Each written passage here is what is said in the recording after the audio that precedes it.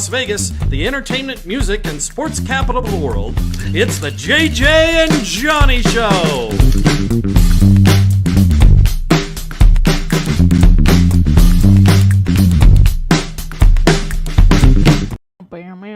All right, we are live.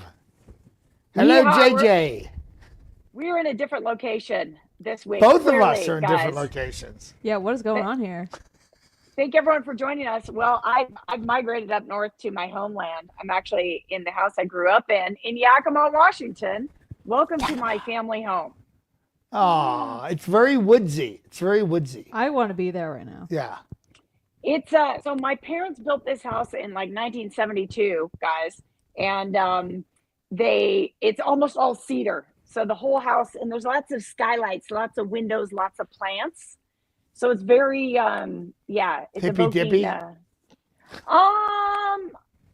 guess it could be. I mean, it's kind of a wood house is a pretty normal thing for Washington State, but right. Yeah, are there any plants hanging from yarn, like sewed yarn? Yeah, things? the macrame. Well, so the amazing thing about this whole house, you can find little gems from every era. Do your parents still live in your childhood home, Johnny? No. They've been out of that for a very long time. My father passed away in 1990, and my mom passed away in 2019. So, and she had been out of the house for a while. She'd been in a condo. But I just have to say, now that you mentioned my childhood home, it is for sale for $400,000. It is a row home outside of Philadelphia, which my father bought for $10,000. Wow. In 1962. It's selling for $400,000. My brothers and I we can't believe it. Can you imagine? He bought it for 10 grand. 10 grand. Amazing. How many bedrooms? And the rate was 13%. Oh! How could anyone do that? Wait, there was different times. Not particularly good for the working man, but. Oh, so if you don't mind, we're going to do a little show and tell. So I have my Swedish sister Linda's here, and my mom is here. This is one of four dogs, Cooper, aka Koopy. Koopy. Wow. Koopy. So if you know anyone who ever needs to save an animal or needs to rehome an animal, what you want to do is you want to run into my mom because she will say yes. So Koopy was, she met Koopy's owner in a farm store, and they're like, "Oh, we're moving to Alaska. We can't have our dog." And my mom basically put her arms out and brought home Cooper. So, that's so sweet. Here's little Koopy. How long ago was that? Is that a recent thing, or is that? Mom, was that last year? Yeah. You got Cooper? Just last year.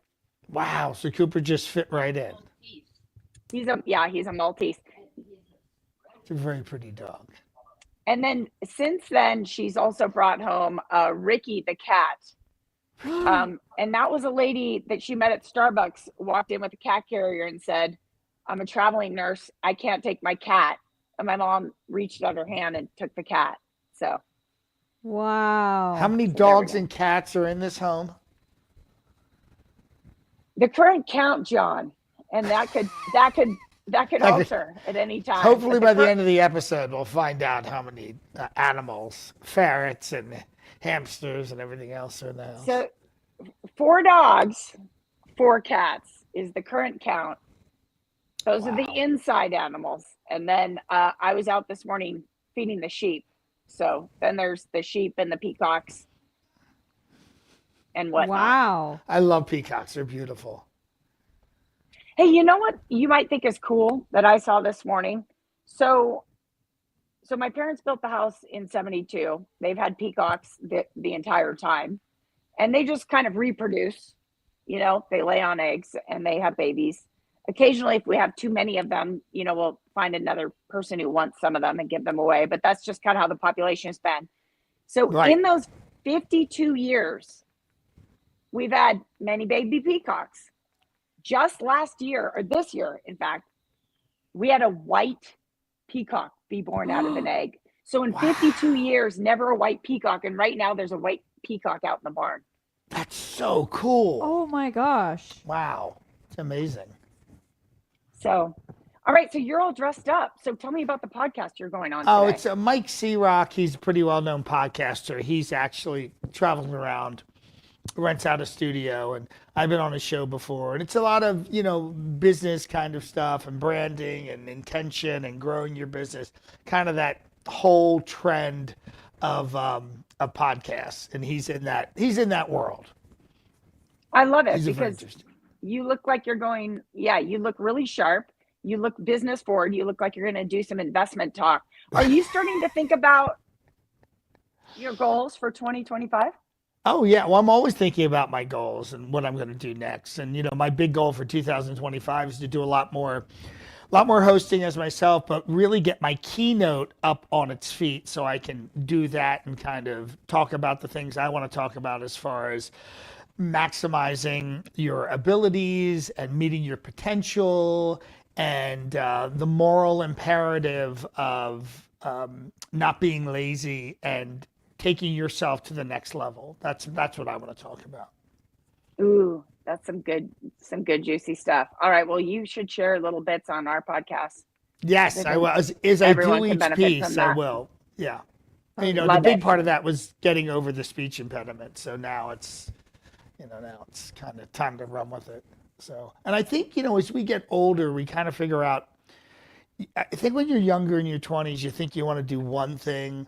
And then over time, you figure out, oh, I actually want to do this. Here's what I want to do. But it takes time to get to that space.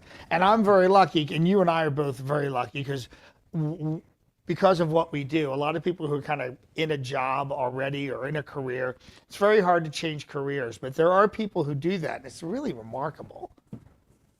Yeah, well, I think it's become a lot more a part of the zeitgeist right now is to reinvent or change careers, right? I mean, coming through the pandemic. Yeah, now more than ever. Right. I mean, can you imagine the 1950s and 60s? It was kind of unheard of, but progressively these things have changed. And because of this whole trend with podcasts and people who've left their jobs and started a podcast and their career have grown because of that, it's really amazing that the barriers to entry on so many things have fallen because of social media, and people's careers have changed because of that. Yeah, and on a creative level, it's just really fulfilling to know that you can create something. And if you work hard, right? Because even us just getting this podcast launched, it took a little bit of work. But our pre-meetings at Starbucks for a number of weeks, studio space and the set, which you did a beautiful job on, all those things, and the equipment, and then bringing in Cass from my side. It takes a lot of work, right, Cass? So much. Yeah, and then just I think the three of us sharing a commitment to consistency, even if it takes doing a podcast from your mom's desk in Washington, but yeah, we've been able to make it happen each week, and that's what you got to do. Oh, there's Cooper leaving the room. There we go. The gals looks like a very important meeting just ended in that room. A lot of things were discussed. We're having so much fun. So we're having like a family gathering, kind of a pre-holiday family gathering. We're going to go explore something that has really kind of just caused a wave throughout Yakima, Washington right now. And that is, there is an Amazon surplus store, a store where anything that gets returned from Amazon goes. And it's cheap.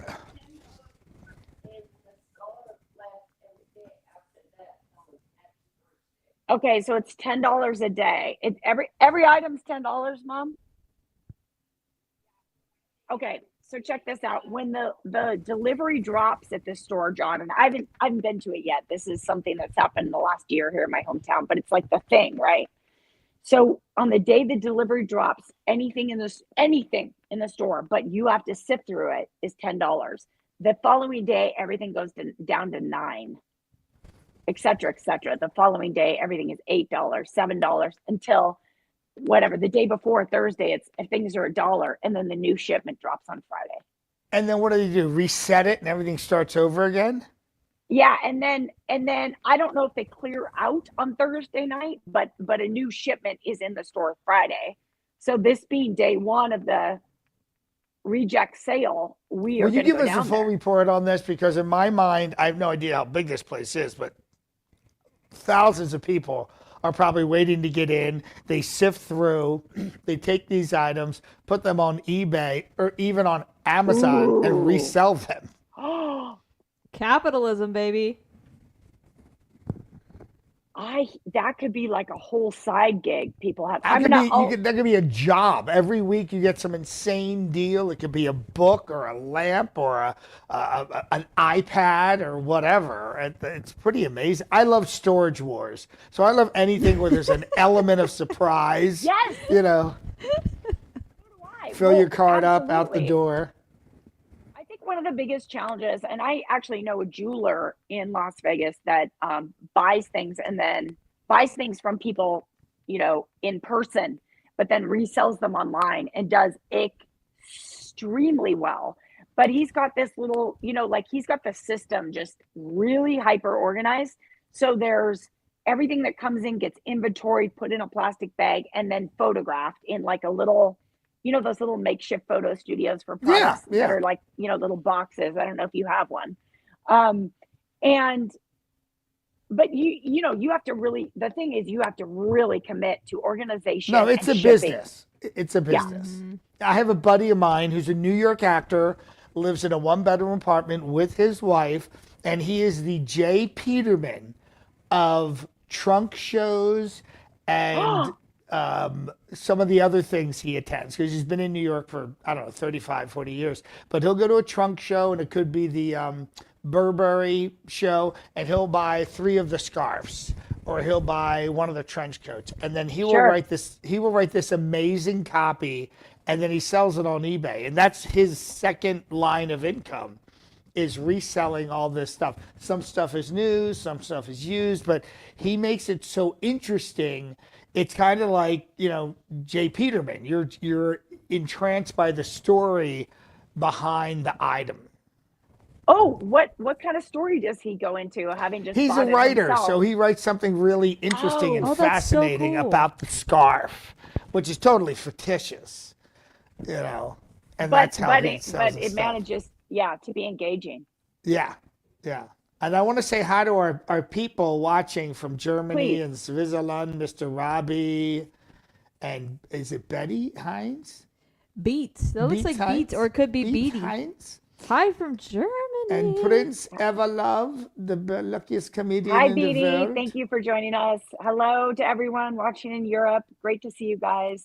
Yes, they're Hello, saying hello. how now that Trump is back in for another 4 years, am I happy about it?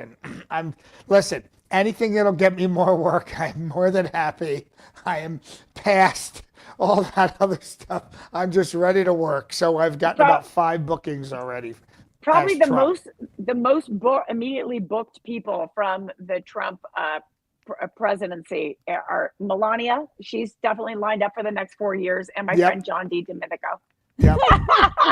He's booked. And Cass, that means you too. And I was in Fort Lauderdale last week, and I got a call from one of my agents who handles me for Trump, along with my regular agent. But it was a possible booking at Mar-a-Lago in December. What? Yeah, it kind of What? it disappeared. It vaporized, unfortunately. But I was like, oh my God, I'll be working at a fundraiser with Trump there at Mar-a-Lago. How do I feel about this?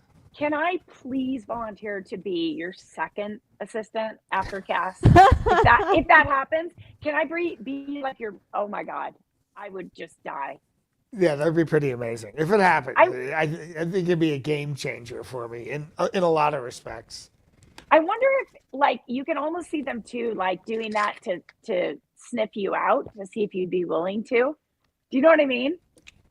Yeah, I actually worked for know. The call that came in before. I think you remember this because we were doing this show.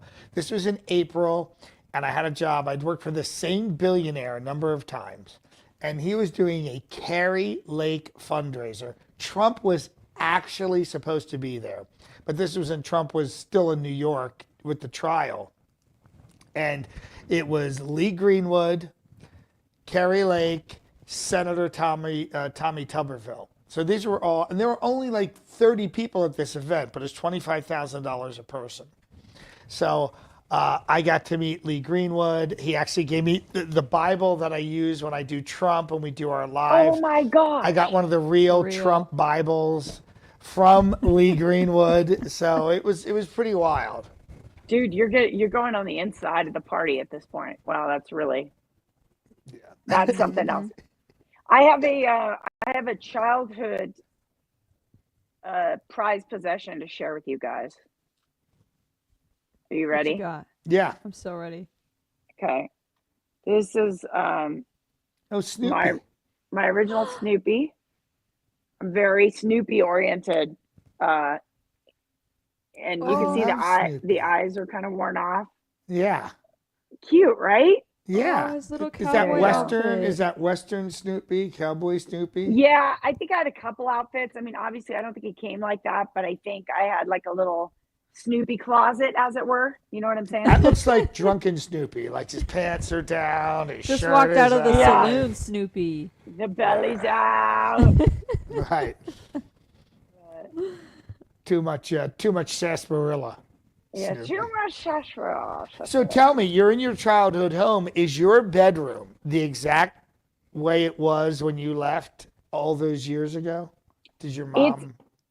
It's pretty close. So my bedroom is, the wall colors are the same. They're peach.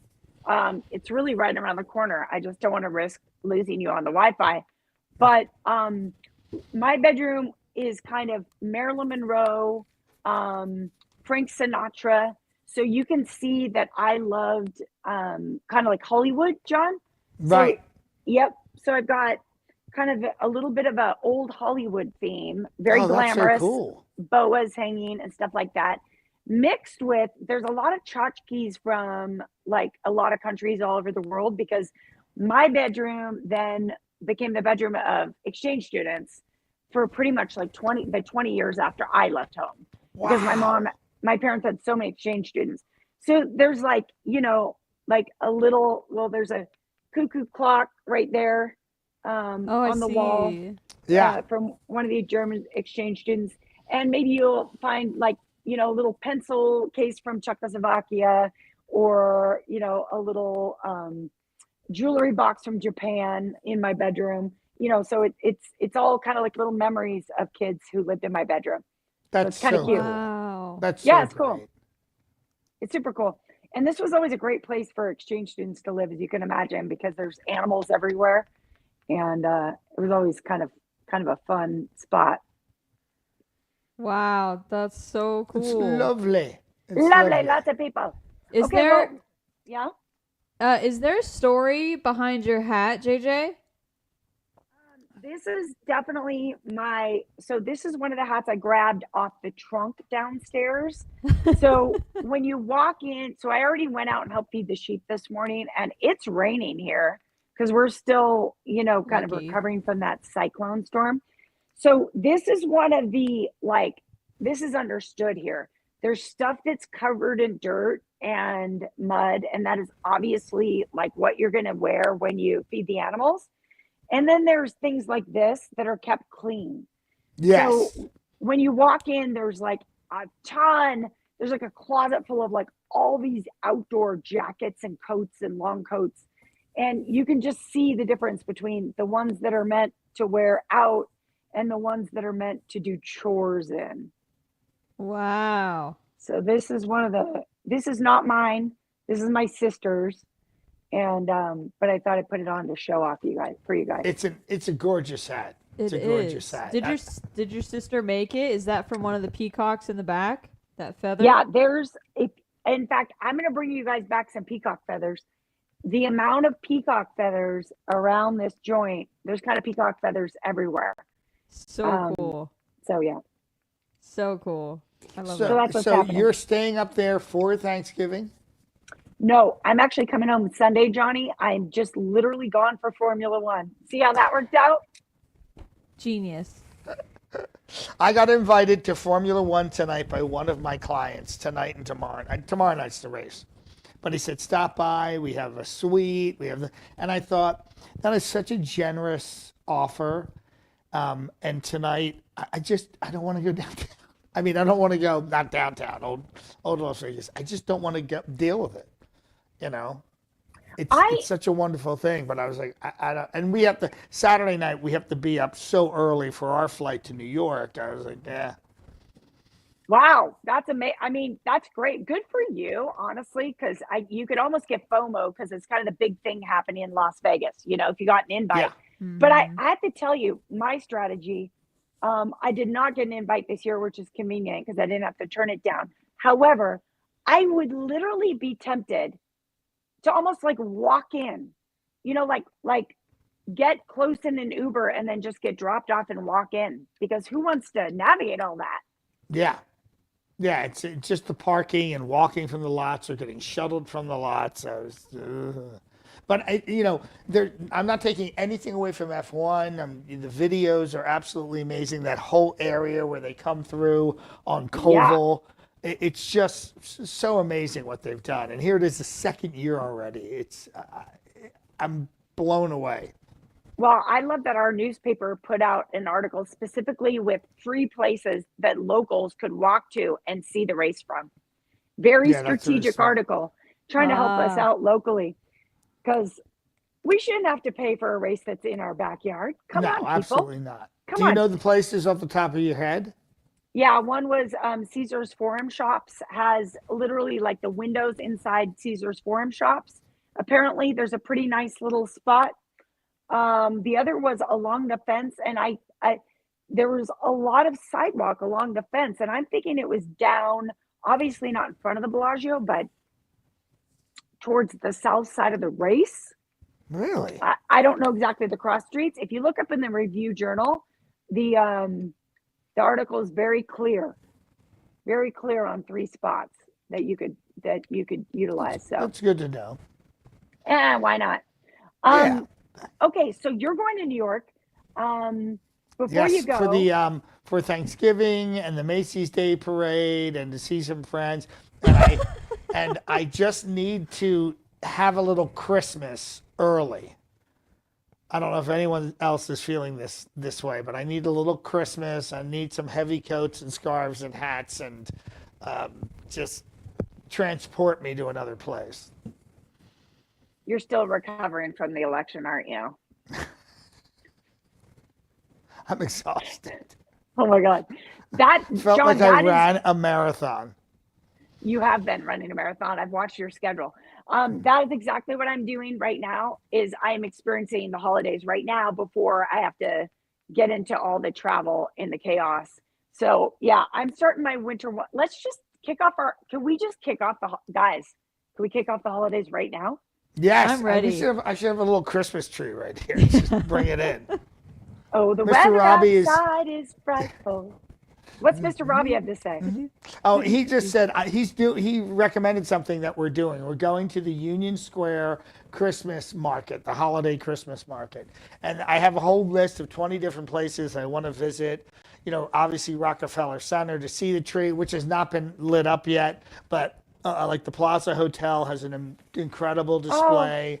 There's multiple places that have very large trees that are already lit. So I just want to, see some stuff that's going to make me feel like Christmas. So when we come back here, it's not such a jolt for, not having a Christmassy Christmas in Las Vegas.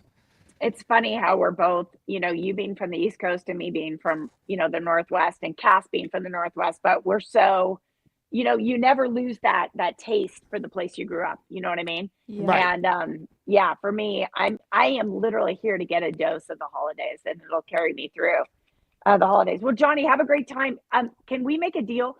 Can you just keep sending us pictures from iconic spots wherever you are? Oh yeah, I'll send you every tree and every place we go.